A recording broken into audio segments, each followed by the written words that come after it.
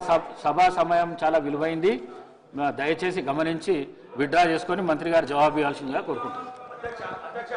అధ్యక్ష మంత్రి గారు చెప్పండి. అధ్యక్ష సుదీర్ఘంగా ఇప్పటి వరకు ఇందిరమ్మ ఇళ్లకు సంబంధించి మీటింగ్ పెడుతుంది 2BHకి సంబంధించి స్పీకర్ గారు మాట్లాడమంటున్నారు కదా.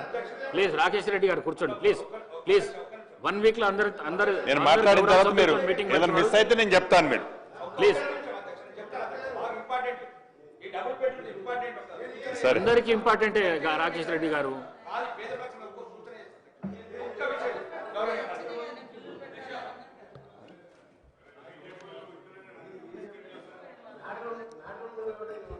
ధన్యవాదాలు అధ్యక్ష.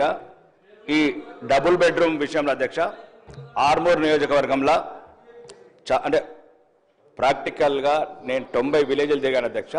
ఒక చిన్న సూచన మీ ద్వారా అధ్యక్ష, రాష్ట్రంలో 21 లక్షల సుమారు 28,000 మంది స్థలాలు అయితే నేనేమంటున్నా అధ్యక్ష, ఇప్పుడు ఏప్రిల్ నుంచి ఏదైతే కొత్త కాన్సెప్ట్ తీసుకుంటున్నారో ఇప్పుడు మా ఆర్మూర్ నియోజకవర్గంలో ఇల్లు కొద్ది వరకు సరిపోయినాయి. ఇప్పుడు ఏదైతే తీసుకుంటున్నారో కోటాని సగం మందికి స్థలాలు ఇప్పియండి అధ్యక్ష. ఎవరైతే మొత్తానికే స్థలం లేదు వాళ్ళకి ఈ సంవత్సరం కొన్ని సగం మందికన్నా స్థలాలు ఇప్పియండి అధ్యక్ష.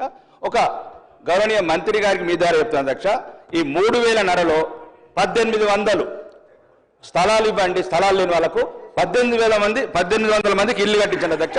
ప్రతి గ్రామంలో స్థలం లేని వాళ్ళు ఏడుస్తున్నారు అధ్యక్ష. స్థలం ఉన్న వాళ్ళకి ఇల్లుస్తున్నారు అధ్యక్ష. మాకు స్థలం అని ఇవ్వండి అయ్యా అని ఏడుస్తున్నారు అధ్యక్ష.